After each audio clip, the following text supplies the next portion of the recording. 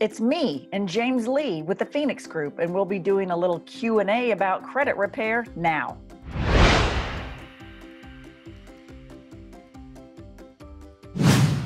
Hey y'all, it's me again, Abby Husbands. I'm a realtor in Austin, Texas, and if this is your first time stopping by my channel, please subscribe. So today I'm going to be doing a little Q&A with James Lee. He is a credit repair guru with the Phenix Group. If you have any questions for James about credit repair, you can either reach out to him directly or leave us a question in the comment section below, and we will make sure that he gets back to you. Okay, hi James. Hey Abby, how are you? Good, how are you? Good being with you. Great. Hey everybody. Yeah. Thanks for being here. Okay, so I've had several questions come in from people on YouTube, and one of them was people are wanting to go over some of the issues that pop up when people are trying to dispute their discrepancies on their credit report. Okay, all right. So there's some effects. You know, a lot of people, it's almost guaranteed when I first start talking with somebody, you know, about the whole credit process and how to clean that up. Almost everybody likes to throw out the Fair Credit Reporting Act, the FCRA law, which states that the bureaus have 30 days to respond. And if they fail to do so, that the account is going to be removed from the credit report. So that's the mindset. You know, when people go and dispute something on their credit report, oh, I'm going to dispute this account or that account and hope that the bureaus don't respond to us within 30 days. And if they don't, it's just going to come off. You know, that's the disappear. Mindset. Magically disappear? Exactly. Okay. That's the mindset with a lot of people when they go in and dispute something on the credit report.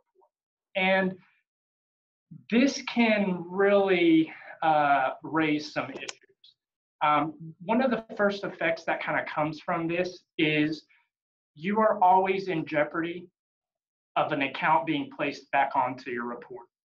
So it can be a couple days later, it can be a couple weeks later, it can be a couple months. I've even personally heard of a year plus later. Oh, God. Yeah. If an account gets removed through a simple dispute process, you are always in jeopardy of that being placed back onto the report. Crazy. So that's one of the issues. Another issue that can kind of arise whenever you're just disputing something at that bureau level is stall tactics. And the way that stall tactics work is, you know, if we know about the Fair Credit Reporting Act, we got to believe that the bureaus know about the Fair Credit Reporting Act too. And so they're going to do everything in their power to be in those guidelines. And so what this is, again, is stall tactics. And the way that stall tactics can come about is they can send you a huge stack of papers, actually, similar to this right here. Oh, wow.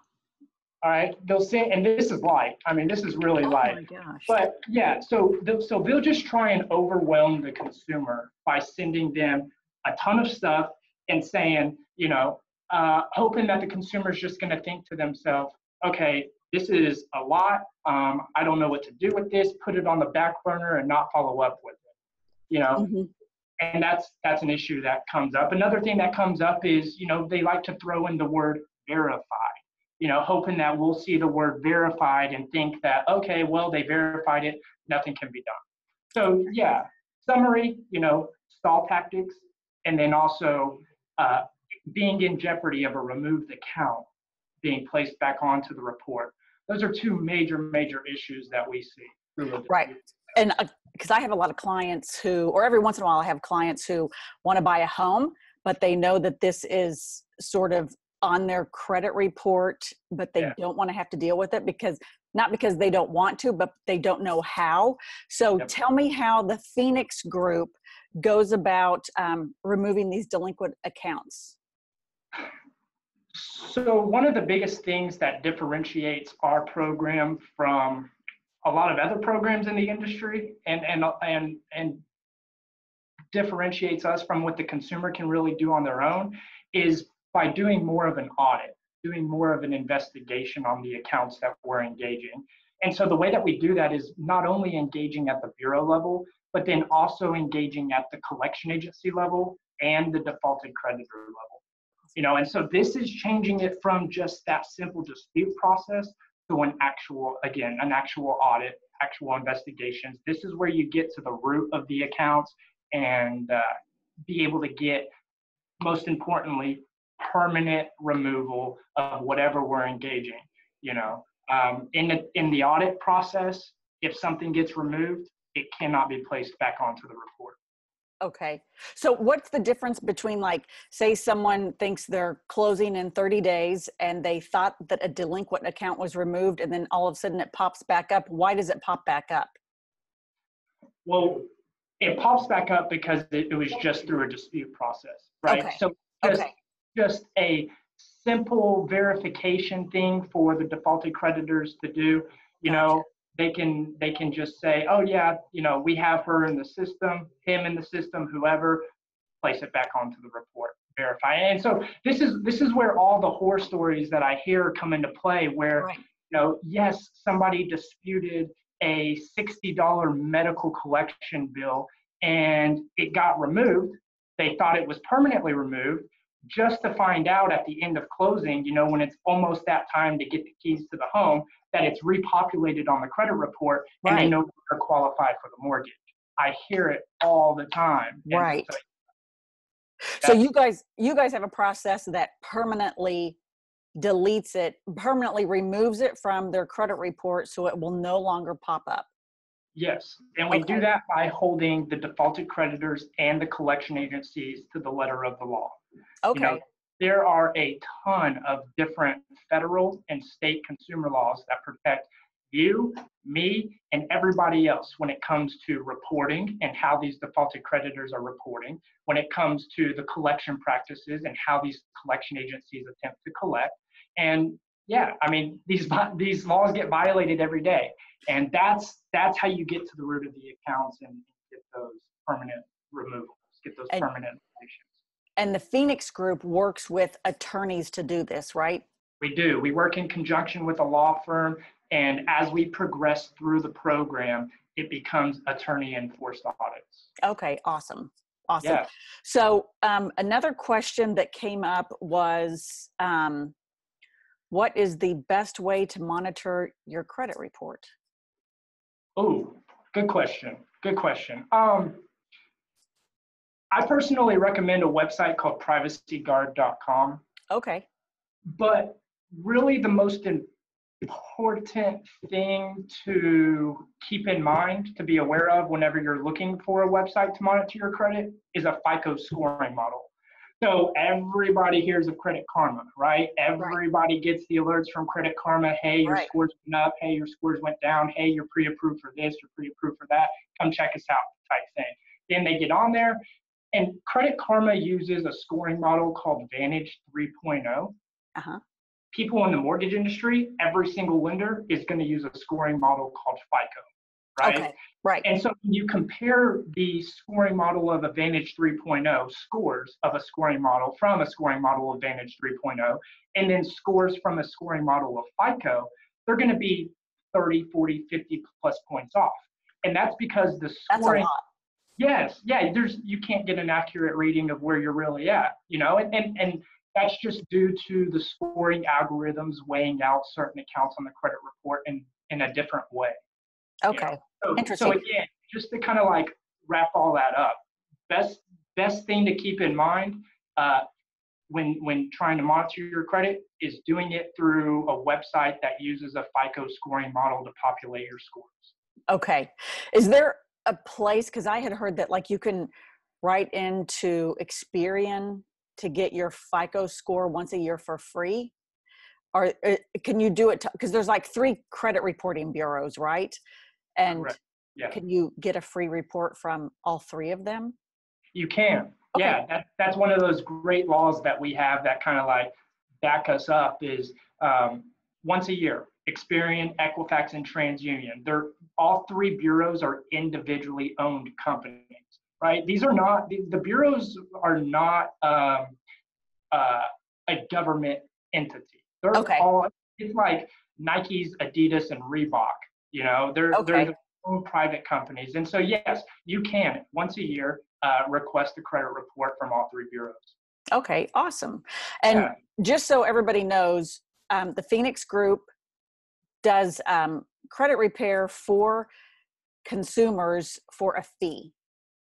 Yes. Yeah. Cost of service. And the cost of service is just dependent off of the work that has to be done. Okay. That's what it boils down to. How many accounts are we engaging, the type of accounts that we're engaging, the creditors and collection agencies that are involved in that. But I think the most important thing about the whole cost of service when it comes to us is everything is free up until the point that we go to work. Right. And so, that entails several conversations, that entails a credit report analysis. There's a lot of good information that can come from just talking with us. And what we have built this company on is not being yes men, and so not everybody's a good candidate for our program, and that's the point of doing a credit report analysis, is to determine candidacy. Can I foresee the success that we would have in getting Abby or whoever in a position to qualify for the loan and beyond? Right. And Yep. because you guys are working with attorneys, obviously there's going to be a fee, because I think a lot of people think that they can repair their credit on their own and remove delinquencies, but it's a little more complex because creditors are going after you. Like, that's why you guys work with people that actually have results, because I've had clients that work with you guys that they see results. So, I always tell people, when you pay for services, it's because we've had enough practice. Like, we're doing this. Right? Yeah. We're doing this for a living, but like, we're doing it because you guys see results, and it's, it's not free. So. And kind of along those lines, one thing that I just kind of like to have people think about is, if it was really as easy as getting in a program for some low flat rate fee, let's just say of $90 a month, right?